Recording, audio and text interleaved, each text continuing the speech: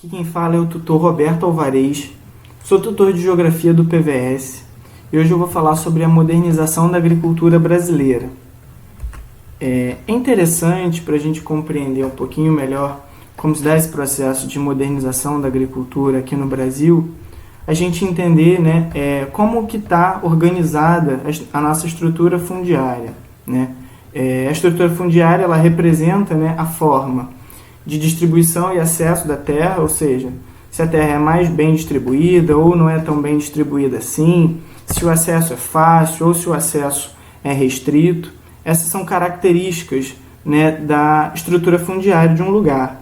E o Brasil ele é um país que tem como característica ter uma estrutura fundiária bastante concentrada. E aqui nesses dois gráficos, a gente pode identificar que aqui, olha, à esquerda, esse gráfico dos estabelecimentos rurais, a gente observa que essa parte mais em preto representa 1,6 dos estabelecimentos rurais. Quando a gente olha o que em área esses estabelecimentos ocupam, a gente nota que é uma área bem grande, 43,8% de toda a área ocupada. Enquanto os menores, que são esses em tons de cinza, que são a maior parte dos estabelecimentos rurais, eles ocupam, olhem desse lado aqui, uma área equivalente a apenas 20% da área ocupada, o que mostra que poucos estabelecimentos ocupam uma grande área, enquanto muitos estabelecimentos ocupam uma pequena área, mostrando um pouco dessa concentração fundiária.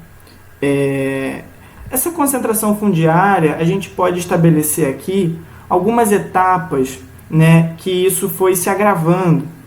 A questão histórica é evidente.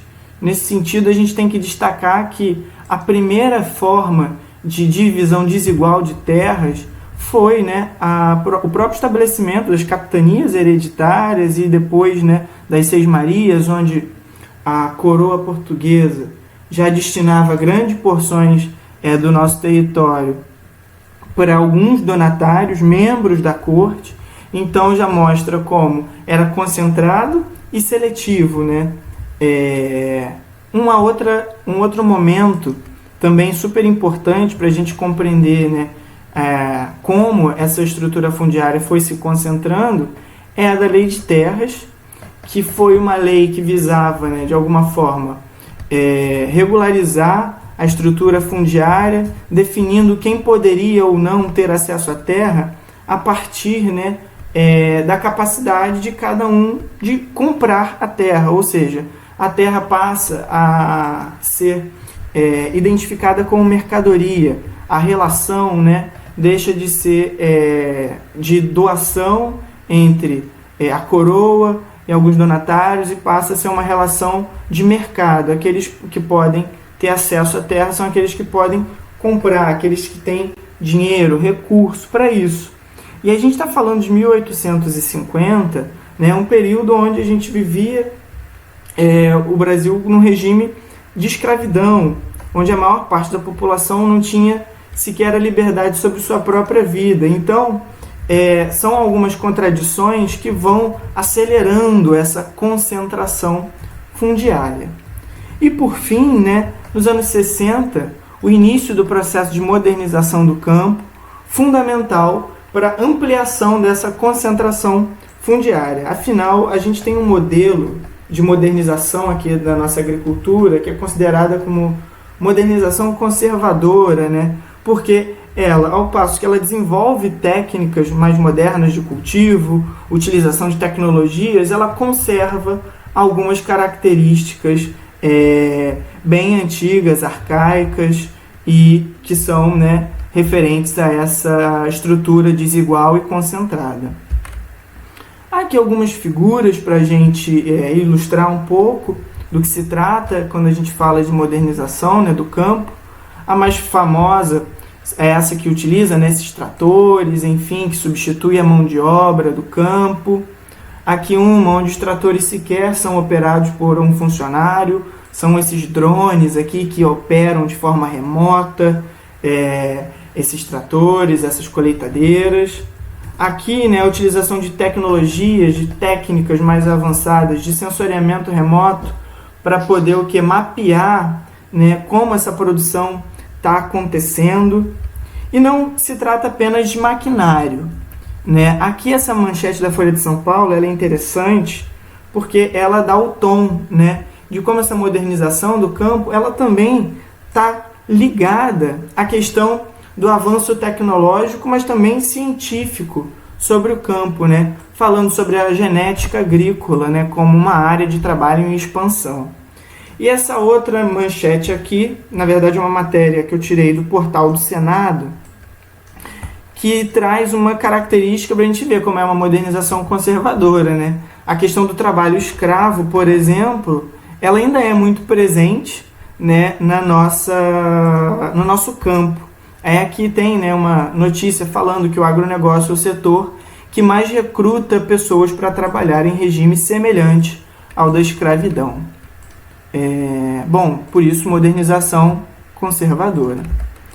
Seguindo aqui, é interessante também destacar que essa modernização ela acaba por ampliar, né, a produção agrária, ao passo que outros setores da economia começam a se aproximar, né, do setor da produção agrária. Por exemplo, o setor industrial, né, com os maquinários, com os fertilizantes, adubos, enfim, indústrias do campo mesmo, destinando sua produção ao campo.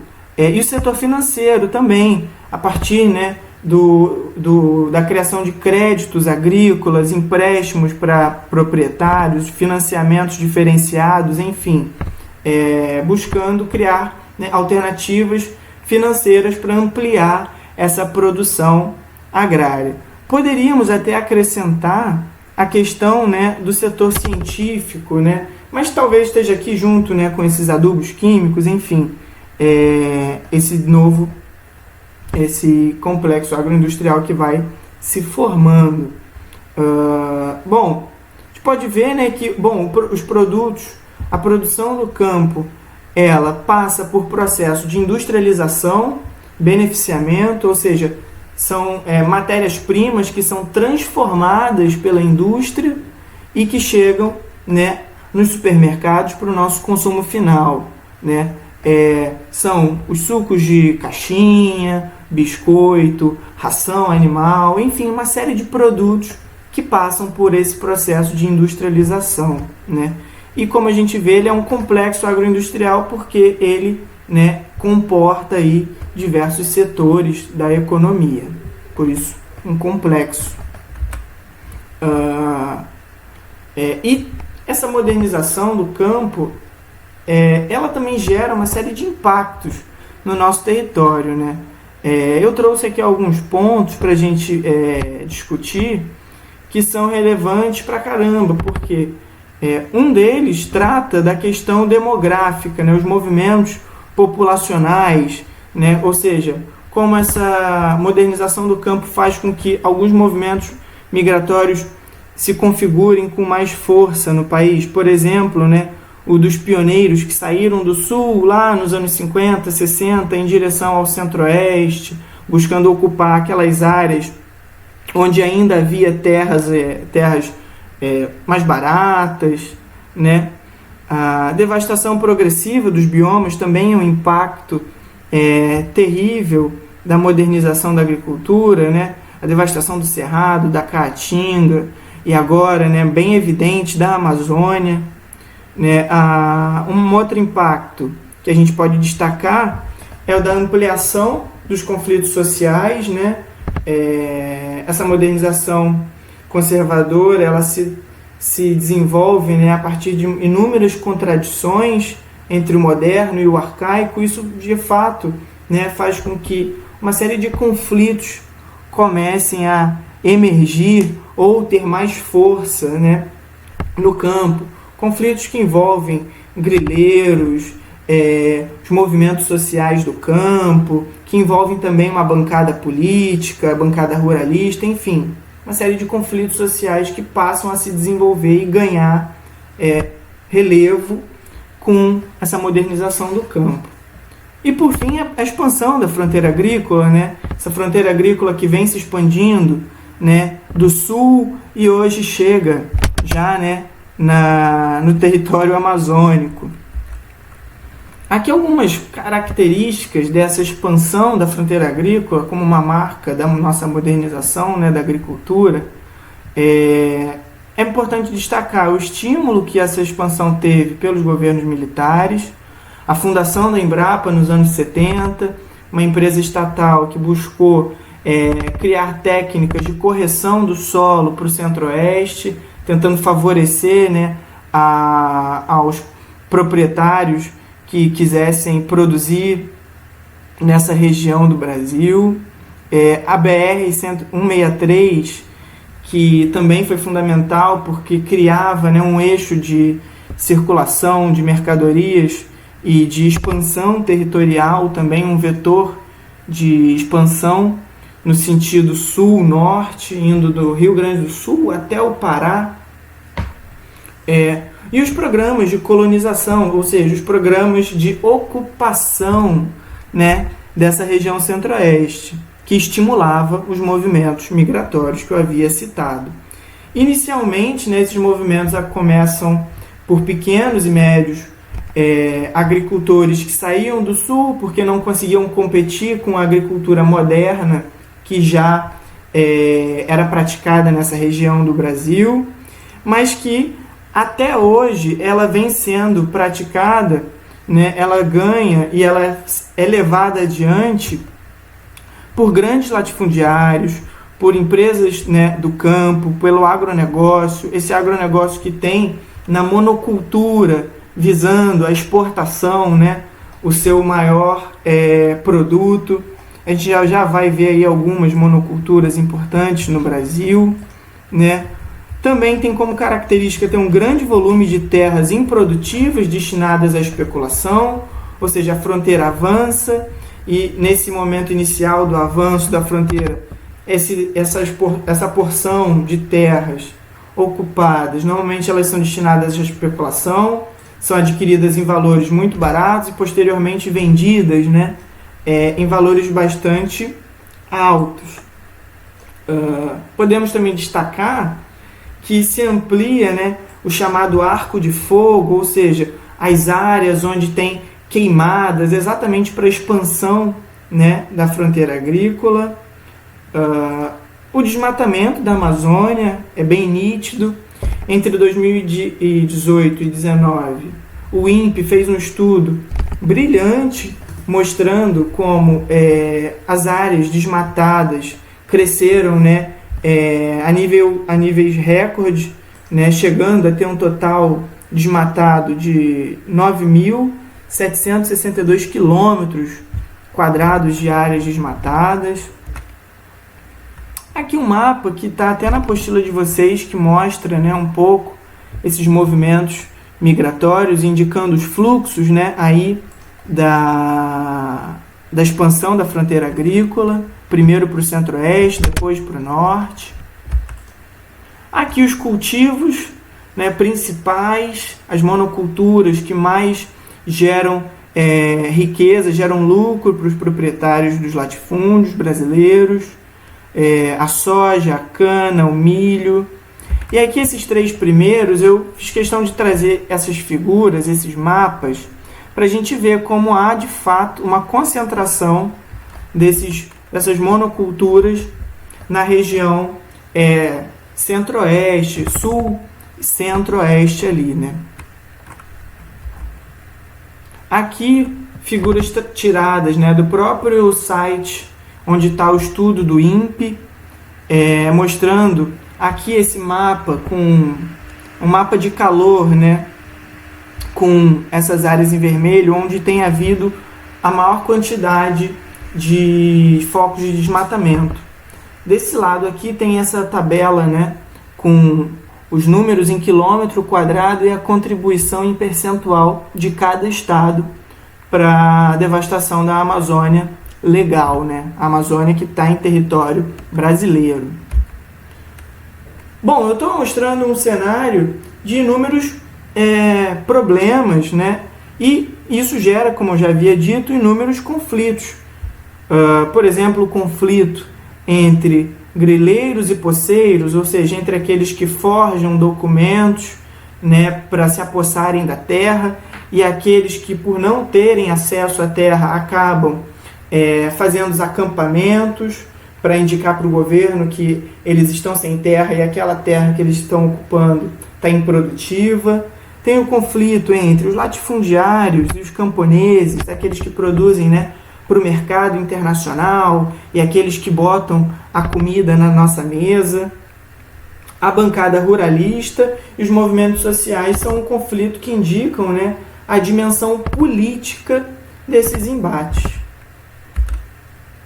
Algumas pequenas vitórias dos movimentos sociais, né? Por exemplo, em 88, a Constituição definiu que a terra deveria cumprir uma função social, né? A função de produzir, e que aquelas propriedades que fossem improdutivas deveriam ser destinadas à reforma agrária, o que é uma vitória desses movimentos sociais, né, que buscam essa reforma agrária. Um outro ponto que pode ser destacado é o aumento do número de assentamentos. Todavia, a gente não pode achar que porque aumentou o número de assentamentos, né, a reforma agrária está de fato acontecendo, né? Por isso que é uma pequena vitória. Ao passo que tem um número relativamente grande de assentamentos no Brasil, a reforma agrária ainda é uma realidade bastante distante.